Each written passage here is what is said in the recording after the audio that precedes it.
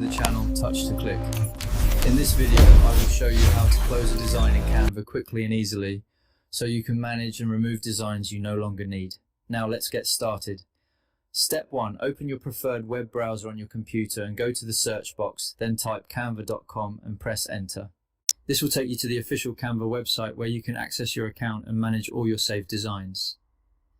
Step 2. Once the Canva website loads, click on the Canva website link and sign in to your account if required. After logging in, you will be taken to your design dashboard, which is the main area where all your projects and designs are displayed. Step 3. On your dashboard, locate the design thumbnail that you want to close or remove. Right-click on that specific design thumbnail to open a small menu that shows several options related to managing that design. Step 4. From the menu that appears after right-clicking, find and click on the Move to Trash option.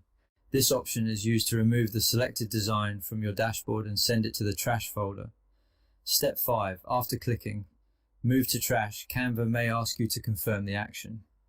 Confirm the option to send the design to trash, and this will close the design and remove it from your main design list. Thank you for watching, and please subscribe to the channel for more helpful tutorials.